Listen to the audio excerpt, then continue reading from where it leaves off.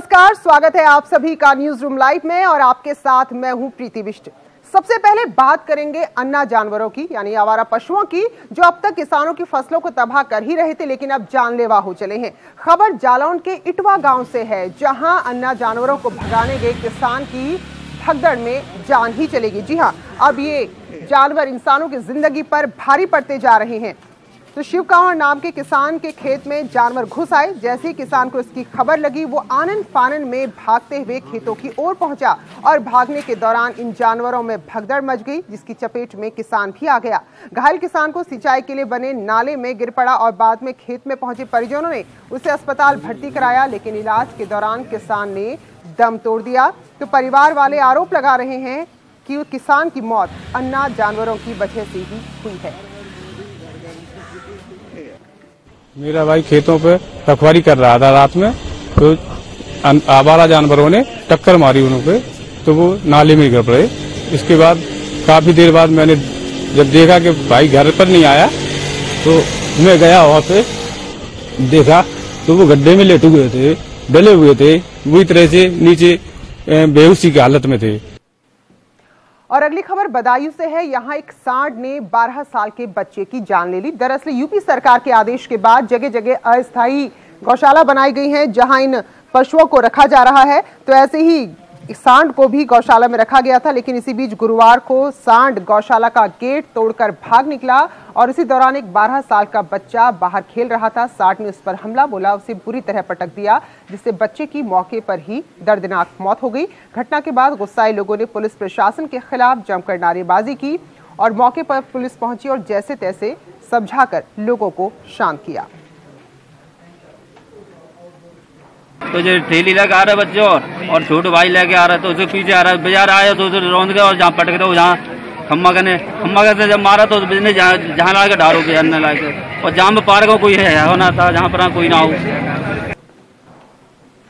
दरअसल मुख्यमंत्री योगी आदित्यनाथ ने साफ निर्देश दे दिए हैं कि 10 जनवरी के बाद कोई भी आवारा पशु सड़क में नजर नहीं आना चाहिए। इसके लिए ही जगह जगह अस्थायी गौशाला भी बनाई गई है। हालांकि इसका साइड इफेक्ट ये देखने को मिल रहा है कि स्कूलों में ही जानवरों को ठूसा जा रहा है। बहरहाल जो तस्वीरें आप देख रहे हैं, ये वाराणसी की तस्वीर है और यहाँ की सड़कें आवारा पशुओं से भरी हुई है। तो ऐसे में कहीं से भी नहीं लग रहा है कि मुख्यमंत्री के आदेश को यहां गंभीरता से लिया जा रहा है। तो प्रधानमंत्री मोदी का ये संसदीय क्षेत्र भी है। तो सोचिए जरा, जब काशी का ये हाल है तो राज्य के बाकी जिलों में मुख्यमंत्री के इस आदेश को कितनी गंभीरता से लिया जा रहा होगा।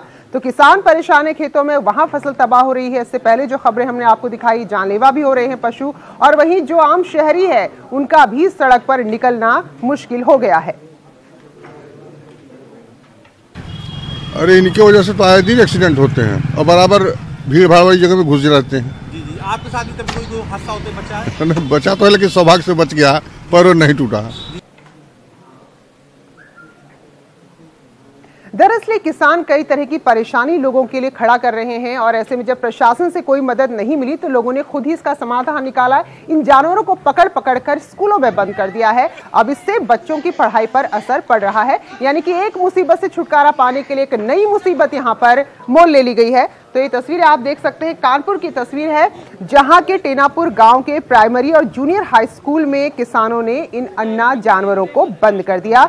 सुबह जब टीचर और छात्र स्कूल पहुंचे तो किसी तरह अपनी जान बचाकर जैसे तैसे क्लास में दाखिल हुए, लेकिन बाद में भी ये सभी लोग क्लास में ही कैद रहने को मजबूर हो गए और स्कूल परिसर में दिन भर ये जानवर तांडव मचाते रहे। किसान कह रहे हैं कि उनकी मजबूरी है, फसल तबाह हो रही है, इसलिए उन्होंने इन जानवरों को स्कूल के परिसर में रखा। वहीं स्कूल में छोटे छोटे बच्चे आते हैं, शिक्षक आते हैं, ऐसे में वो डरे हुए हैं कि कहीं जानवरों की वजह से बच्चों की जान पर ना बनाए।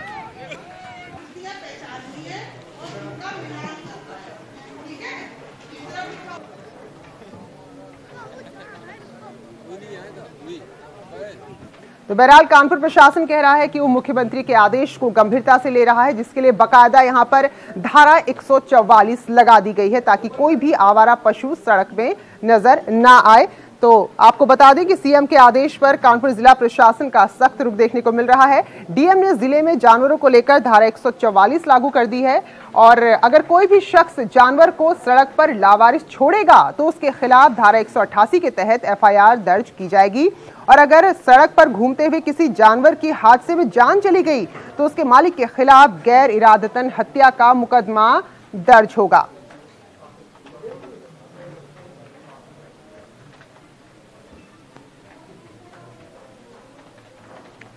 तो कहीं सख्ती से अमल हो रहा है, कहीं नहीं हो रहा है और मैनपुरी में जब आवारा पशुओं से लोगों की दिक्कत बढ़ने लगी तो उन्होंने यहां भी इन पशुओं को पकड़कर स्कूलों में बंद कर दिया क्योंकि लोग इस बात से डरे हुए थे कि उनके बच्चे जो घरों से बाहर निकल रहे हैं उनकी जान को खतरा है, किसानों की जो फसल है उसे भारी नुकसान हो रहा है। तो ये तस्वीरें आप देख सकते हैं, लोगों ने आवारा जानवरों को सरकारी स्कूल में बंद कर दिया। वहीं जब जानवरों को स्कूल से निकालने के लिए पुलिस की टीम मौके पर पहुंची तो ग्रामीणों ने पुलिस की टीम पर ही पथराव कर दिया और हालात इतने बिगड़े कि टीम मौके से भाग गई। वहीं बाद में प्रशासनिक अधिकारी भारी पुलिस फोर्स के साथ वहां पर पहुंचे और आपको बता दें कि इस वक्त भी वहां काफी तनाव है, ग्रामीणों पर लाठीचार्ज किया गया है और तब जाकर बामुश्किल इन स्कूलों से इन जानवरों को बाहर निकाला गया।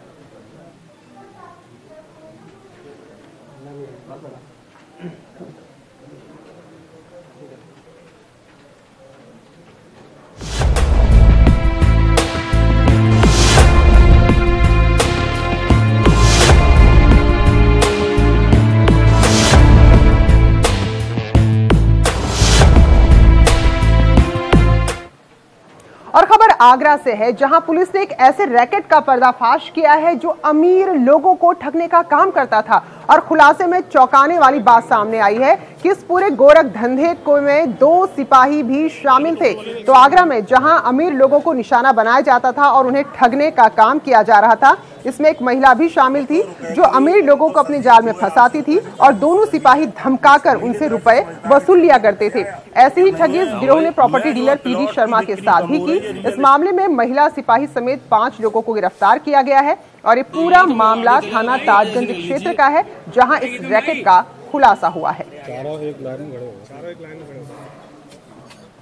रात में जब ये मुझे अंदर ले गए तो इन्होंने ये 4-5 2 पहले तो एक फौजी जो है, पहले तो जो एक लड़की थी जिस फोन करती थी मुझे, जो 2.5 महीने से वो मिली और उसने मुझसे कई कपड़े उतार दो और उसके बाद वो लोग आ गए। मैंने नहीं उतारने की कोशिश की तो जबरदस्ती से उन्होंने अंडरवियर वगैरह खींच लिए और फाड़ के सारे कपड़े उतार दिए। कितने रुपए मांगे आपसे? मुझसे 10 लाख रुपए मांगे, पहले 2 फिर 5 फिर 8 फिर 10 लाख रुपए की बात हुई। तब ये मारने पीटने से मुझे शांति थी। पुलिस ने छापा मारा तो उसमें वो महिला और 4 अन्य लोग पकड़े गए रंगे हाथों और इस पूरी घटना का खुलासा हुआ और इसके बाद थाना ताजगंज में इन लोगों के विरुद्ध अभियोग पंजीकृत किया गया है, इन लोगों को गिरफ्तार करके। चलिए और अब बात करेंगे कुंभ मेले की तैयारियों की। तो प्रशासन हर कोशिश में जुटा है कि कोई भी स्थिति हो, कोई भी यहाँ पर अपरिहार्य घटना घटे तो उस पर तुरंत एक्शन लिया जाए। तो ऐसे में ही जगह जगह मॉक ड्रिल भी हो रहे हैं। आज भी ऐसा मॉक ड्रिल हुआ कि अगर कोई शख्स इस दौरान डूबता है तो उसे कम समय में कैसे बचाया जाए। तो एनडीआरएफ की टीमें तैनात हैं और ऐसी ही एक कोशिश यहाँ पर की गई। तो आप ये तस्वीरों में देख सकते हैं, ये मॉक ड्रिल की तस्वीरें हैं। संगम के क्षेत्र में 2 लोगों के डूबने की सूचना मिली और ऐसे में तुरंत एनडीआरएफ की टीम, जल पुलिस और गोताखोर मौके पर पहुंचे और डूबते हुए 2 लोगों को बचा लिया और तत्काल उन्हें एम्बुलेंस के जरिए अस्पताल भेजा गया। तो ये मॉक ड्रिल की तस्वीरें आप देख रहे हैं क्योंकि अमूमन जब लोग संगम में स्नान करते हैं, डुबकी लगाते हैं तो ये घटनाएं बहुत ज्यादा होती हैं। तो ऐसे में जनहानि कम से कम हो, तुरंत लोगों को राहत पहुंचे। अगर तैयारी में कहीं कोई कमी है तो उसे भी समय रहते दूर कर लिया जाए। इसके लिए ये मॉक ड्रिल यहाँ पर की गई थी जो तस्वीरों में आप देख सकते हैं। लगभग 50 लोग यहाँ पे तैनात है, 3-4 टीमें यहाँ पे लगी है संगम के नोज के सेक्टर 3 और सेक्टर 4 में कि कोई भी कहीं भी अगर मेनली यहाँ डिप्लॉयमेंट यहीं पे होना है तो कोई भी इंसिडेंट हो जाता है तो उसके लिए तुरंत ही रिस्पॉन्ड हम लोग कर सकें। तो यहाँ जो भी श्रद्धालु आए उन्हें ना तो कुंभ में पहुंचकर कोई दिक्कत हो, ना ही रास्ते में कोई तकलीफ हो, इसके लिए खास ख्याल रखा जा रहा है और हवाई सेवा भी शुरू की गई ताकि कम समय में और बहुत आरामदायक तरीके से श्रद्धालु यहां पर पहुंचे। तो ऐसे में नगर विमानन राज्य मंत्री जयंत चौधरी सिन्हा से हमारे संवाददाता शैलेंद्र वांगू ने खास बातचीत की कि क्या कुछ तैयारियां मंत्रालय की तरफ से की जा रही हैं।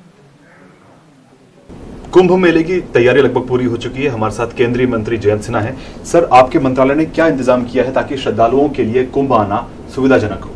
श्रद्धालुओं के लिए हम लोगों ने विमानन क्षेत्र में हर सुविधा दी है। माननीय प्रधानमंत्री जी ने कुछ ही दिन पहले वहाँ प्रयागराज में एक नया टर्मिनल जो है उसका उन्होंने उद्घाटन किया और इसके कारण अब श्रद्धालुओं को हर सुविधा उस टर्मिनल में जरूर मिलेगी। साथ साथ हम लोगों ने कई फ्लाइटें जो हैं प्रयागराज के लिए आरंभ कर ली हैं और आज के समय आप दिल्ली से, मुंबई से, सब जगह से आप बड़े आसानी से आप प्रयागराज पहुंच सकते हैं। और विशेष रूप से कुंभ के लिए हम लोगों ने एक्स्ट्रा फ्लाइट्स भी हम लोगों ने चालू कराई हैं, जिसमें जो श्रद्धालु आएंगे, बहुत संख्या में आएंगे, उनके लिए पूरी तरीके से कैपेसिटी मौजूद रहेगी। लगभग कितनी फ्लाइट्स रहेंगी दिन भर में कुंभ मेले में शामिल होने के लिए, प्रयागराज एयरपोर्ट पहुंचने के लिए? दिन में करीब 5 फ्लाइटें हैं जहां तक मुझे खबर है। और जैसे मैंने कहा कि सब जो मुख्य हमारे नगर हैं, महानगर हैं, वहां से आपको फ्लाइटें मिलेंगी। और झांसी में हो रहे अवैध खनन की खबर न्यूज 18 पर दिखाए जाने के बाद खबर का असर हुआ। प्रशासनिक टीम जब मौके पर पहुंची तो हैरान रह गई, क्योंकि जितनी यहां अनुमति थी उससे कई गुना ज्यादा यहां पर खनन हो रहा था। तो तुरंत यहां पर टीम के पहुंचते ही हड़कंप मच गया। तो तस्वीरें आप देख सकते हैं, झांसी के शमशेरपुरा घाट की तस्वीरें हैं, जहां न्यूज 18 की खबर चलने के बाद प्रशासनिक टीम पहुंची है और यहां मानकों का ऐसा उल्लंघन हो रहा था कि माफियाओं ने नदी की धारा को ही रोककर यहां भी अवैध खनन शुरू कर दिया था। तो सवाल यही है कि क्या इतने बड़े पैमाने पर हो रहे अवैध खनन की जानकारी प्रशासन को नहीं थी, या फिर प्रशासन जानबूझकर इस मामले में मौन बना हुआ था? तो बहरहाल जब हमने ये खबर दिखाई तो उसका असर हुआ है और अब यहां पर कार्रवाई हो रही है। जब कैमरे के सामने अधिकारियों को आना पड़ा तो कह दिया कि इस मामले में कड़ी कार्रवाई की जाएगी। लेकिन सवाल यही है, जब खनन के पट्टे दिए जाते हैं तो आखिर समय समय पर इस बात को सुनिश्चित क्यों नहीं किया जाता, जो तय यहाँ पर एक आदेश है, जो तय दायरा है, कहीं उसके बाहर तो खनन नहीं हो रहा। सर ये बताइए, आप मौके पे आए हैं, किस घाट पे आए हैं और आपको यहाँ पे क्या हालात मिल रहे हैं? ये शमशेरपुरा घाट है जो तहसील टहरौली के अंतर्गत है। इसका वैधानिक रूप से पट्टा हुआ है, लेकिन पट्टेदार को केवल इतना अधिकार है कि वो नदी के बाहर से जो है बालू एकत्रित कर सकता है। लेकिन मैं ये देख रहा हूँ कि नदी के बीच में जो है लगभग 3 जगह जो है कुछ देसी जुगाड़ से पनडुब्बी टाइप कुछ साधन बना करके जो है बालू निकासी का इन्होंने प्रबंध किया हुआ है। और अब आपको खबर दिखा रहे हैं कानपुर के हैलेट अस्पताल की। तो ये अस्पताल ऐसा है जहां काफी बड़ी संख्या में मरीज आते हैं और काफी उम्मीद से यहां पर आते हैं, लेकिन इस अस्पताल में भी दलालों का बोलबाला है। दरअसल जो मेडिकल स्टोर संचालक है उन्होंने अपने कर्मचारियों को अस्पताल परिसर में छोड़ा हुआ है और ये दलाली का काम यहां पर करते हैं और इन कर्मचारियों को जूनियर डॉक्टर्स की भी सरपरस्ती हासिल है। पुलिस बार बार इन दलालों को बताती है और ये बार बार हैलेट परिसर में घूम घूम कर मरीजों को मजबूर करते हैं जबरदस्ती उनकी दुकानों से दवा लेने के लिए। इस पूरे मामले पर जब हमने सीएमएस से सवाल पूछा तो वो कुछ भी बोलने से बचती नजर आई। जो दुकानें खुली हुई हैं, उनके लड़के एजेंट सब लगे हुए हैं, वो सब मरीजों के पर्चे पकड़ पकड़ के ले जाते हैं। सर यहाँ चलिए, ये कमीशन मिलेगा, वो कमीशन मिलेगा। कानपुर के इस हैलेट अस्पताल में दलालों का बोलबाला है। यही वजह है कि मरीजों की जेबों पर डाका डल रहा है। हालांकि पुलिस खाना पूर्ति करने के लिए इन्हें खदेड़ती जरूर है, मगर जूनियर डॉक्टरों की सरपरस्ती में ये दलाल यहाँ सक्रिय हैं। अब देखने वाली बात तो ये होगी कि आखिर मरीजों को इन दलालों से छुटकारा दिलाएगा कौन। वीडियो जर्नलिस्ट आशीष पांडे के साथ अमित गंजू, न्यूज 18 कानपुर। उधर बरेली में पीडब्ल्यूडी पर भ्रष्टाचार के आरोप क्या लगाए बीजेपी विधायक ने, यहां हंगामा ही हो गया। दरअसल बीजेपी विधायक का आरोप है कि जो प्रधानमंत्री ग्राम सड़क योजना के तहत सड़कें बनाई जा रही हैं वो बेहद घटिया स्तर की हैं, जो बनने के कुछ दिन बाद ही जर्जर होने लगी हैं।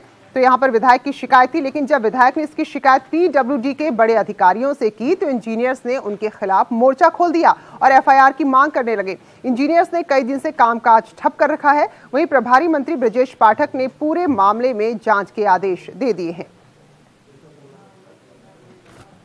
अभी तक प्रधानमंत्री ग्राम सड़क योजना की जो सड़कें हैं वो सड़कें गुणवत्ता जांच के लिए उन्हीं की लैब में जा रही थी, लेकिन जनप्रतिनिधियों ने शिकायत की है कि उनकी गुणवत्ता बहुत ही खराब है, इसलिए उसको हमने तीसरी एजेंसी से जांच कराने के लिए जिलाधिकारी महोदय को कहा है। उसकी रिपोर्ट 15 दिन में आएगी। अगर रिपोर्ट ठीक नहीं हुई तो 15 दिन के बाद उनके खिलाफ कड़ी कार्रवाई की जाएगी। और अब बात करेंगे वाराणसी में बन रहे फ्लाईओवर की, जिसमें भयंकर हादसा भी हुआ था। पिछले साल मई में 15 लोगों की जान भी गई थी। तो 2015 से इसका निर्माण कार्य शुरू हुआ है, जो आज तक पूरा नहीं हो पाया है। और इस दौरान वक्त के साथ साथ इसका बजट भी बढ़ता चला गया। जहां शुरुआती बजट 75 करोड़ था, वही अभी बढ़ते बढ़ते 202 करोड़ तक पहुंच गया है। लेकिन अब भी ऐसा नहीं लग रहा है कि जल्द ही ये फ्लाईओवर बनकर तैयार हो जाएगा। तो प्रधानमंत्री के संसदीय क्षेत्र में काफी धीमी गति से काम हो रहा है और साथ में बजट भी कई गुना बढ़ चुका है। और लापरवाही का आलम आप और हम मई में देख चुके हैं, पिछले साल, जब एक भीषण हादसे ने 15 लोगों की जान ले ली थी।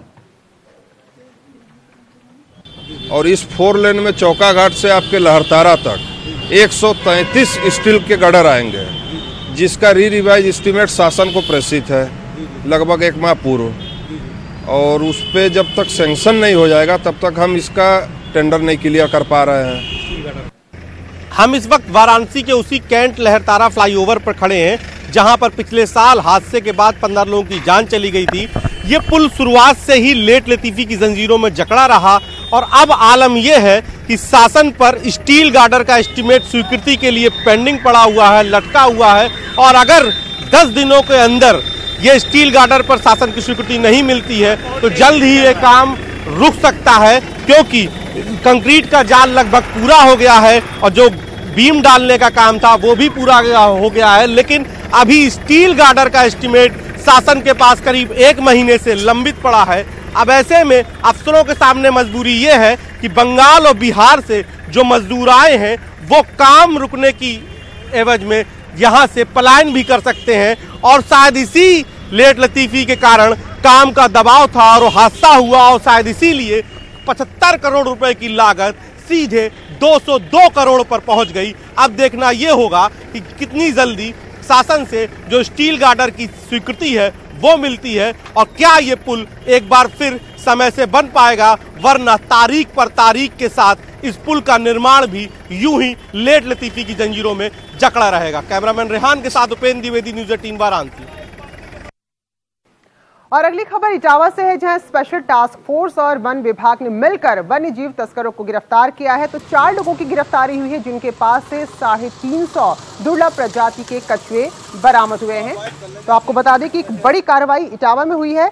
तो इन्हें इटावा से तस्करी कर पश्चिम बंगाल ले जाया जा रहा था। पुलिस ने आरोपियों को आगरा एक्सप्रेसवे के नजदीक स्थित चौपुला मोड़ के पास कार से गिरफ्तार किया।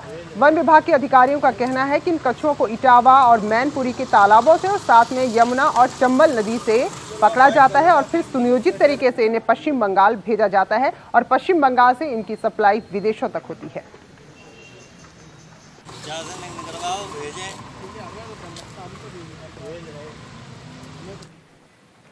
तो नए साल की शुरुआत के साथ ही त्योहारों का सीजन भी शुरू हो चुका है। जहां उत्तरी भारत की बात करें तो यहां लोहड़ी मनाई जाएगी, मकर संक्रांति की तैयारी हो रही है। तो वहीं दक्षिण भारत में पोंगल की तैयारियां भी जोरों पर है। तो जाते जाते देखिए हमारी ये खास रिपोर्ट।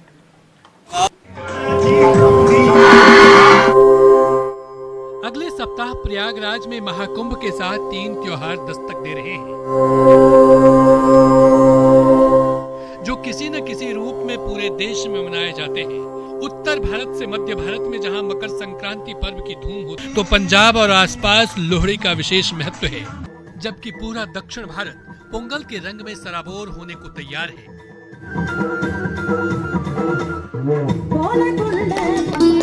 मकर संक्रांति पर इस बार यूपी के प्रयागराज में महाकुंभ मेले का आयोजन किया गया है, जो अगले सप्ताह शुरू हो रहा है। लेकिन इसके लिए संतों, अखाड़ों और श्रद्धालुओं के पहुंचने का सिलसिला शुरू हो गया है।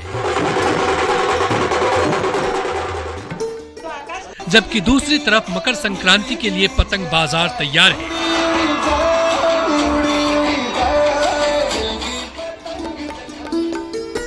मकर संक्रांति पर्व पर स्नान दान का विशेष महत्व है। इस दिन लोग पतंगबाजी में अपना दिन बिताते हैं। पतंगबाजी के लिए कई शहरों में बड़े आयोजन किए जाते हैं।